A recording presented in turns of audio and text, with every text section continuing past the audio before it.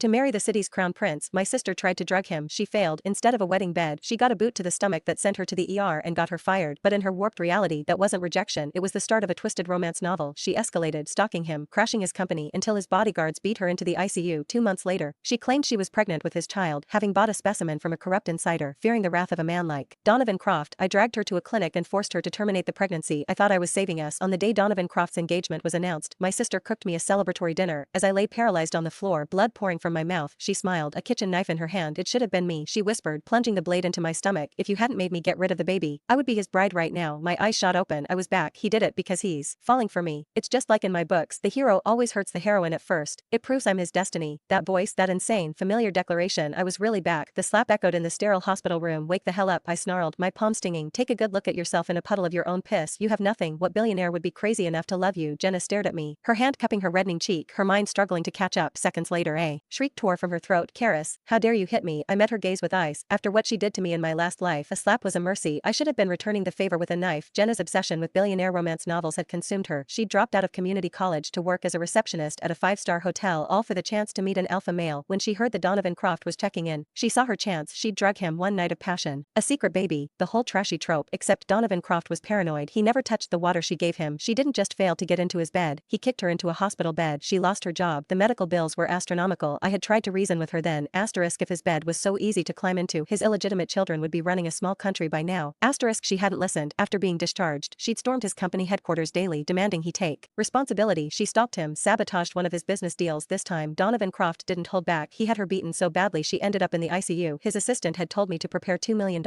or Jenna would go to prison. I took out high-interest online loans. I sold our parents' house. The moment the money was transferred, I was fired, then blacklisted from my entire industry. That's when I learned, when Donovan Croft decides to destroy someone, he doesn't stop until they're dust, and even that, I was told, was him showing restraint. I told Jenna to give up. Instead, she told me she'd secured his genetic material and was already 2 months pregnant. I was sure she'd been scammed. Terrified of what Donovan would do to us, I forced her to have the abortion, and in return, she'd gutted me like a fish. You're just jealous. Jenna's voice, identical to the one in my memory, snapped me back to the present. Jealous that I got into his bed while you've never even seen his face. I slapped her again, harder this time. Get a grip, Jenna. The rich aren't stupid, and Donovan Croft is not someone you mess with. I'm not losing my job because of your fantasies. The 2 slaps finally ignited her rage. You pathetic little wage slave, she screamed. When I marry into the Croft family, a crumb from my finger will be enough to feed you for a lifetime, and all you can think about is your stupid job. I let out a cold laugh. Marry him first, then we'll talk. A doctor came in to stitch up Jenna's arm. Only then did I notice the 20-centimeter gash. Donovan Croft had sliced her with a knife. The wound was deep, clearly meant to cause serious harm, and my sister saw this as a sign of love. She had no brain, but I did. After leaving the hospital, I went straight to Croft Enterprises. For 7 days, the receptionist turned me away. On the 8th day, Donovan's top assistant, Silas Finch, came down to meet me. His face was a mask of cold